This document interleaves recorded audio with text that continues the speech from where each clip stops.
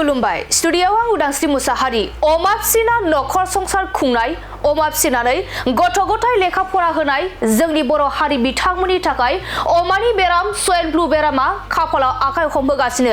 जेरैथिंबो बेरामजों अमा थैनायनि थासारि बे थासारिखौ नोजोर होनानै सरकारनि मोनसे गेदेर थांखि बे समाव अमा फाननाय आरो बायनायखौ लानानै सरकारनि मोनसे गोख्रों थांखि रायजोआव अमा फाननाय आरो बायनाया बन्द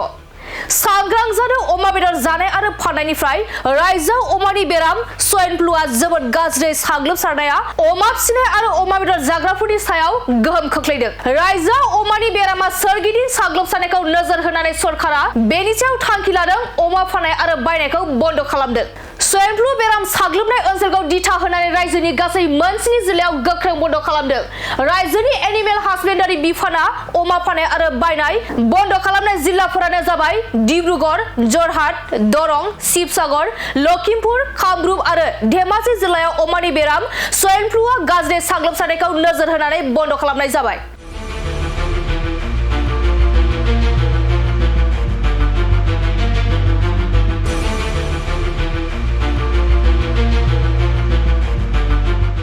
अमा फिसिना नखर संसार खुंनाय अमा फिसिनानै गथ' गथाय लेखा फरा होनाय जोंनि बर' हारि बिथांमोननि थाखाय अमानि बेराम स्वाइन फ्लु बेरामा खाफालाव आखाइ हमबोगासिनो जेरैथिंबो बेरामजों अमा थैनायनि थासारि बे थासारिखौ नोजोर होनानै सरकारनि मोनसे गेदेर थांखि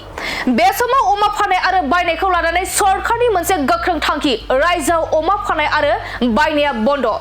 सांग्रां जानो अमा बेदर जानाय आरो फाननायनिफ्राय रायजोआव अमानि बेराम स्वाइन फ्लुआ जोबोद गाज्रि साग्लोबसारनाया अमा फिसिनाय आरो अमा बेदर जाग्राफोरनि सायाव गोहोम खोख्लैदों रायजोआव अमानि बेरामा सोरगिदिं साग्लोबसारनायखौ नोजोर होनानै सरकारा बेनि सायाव थांखि लादों अमा फाननाय आरो बायनायखौ बन्द खालामदों स्वाइन फ्लु बेराम साग्लोबनाय ओनसोलखौ दिथा होनानै रायजोनि गासै मोनस्नि जिल्लायाव गोख्रों बन्द खालामदों रायजोनि एनिमेल हासबेन्डारि बिफाना अमा फाननाय आरो बायनाय बन्द खालामनाय जिल्लाफोरानो जाबाय डिब्रुगड़ जरहाट दरं शिबसागर लखिमपुर कामरुप आरो धेमाजि जिल्लायाव अमानि बेराम स्वाइन फ्लुआ गाज्रि साग्लोबसारनायखौ नोजोर होनानै बन्द खालामनाय जाबाय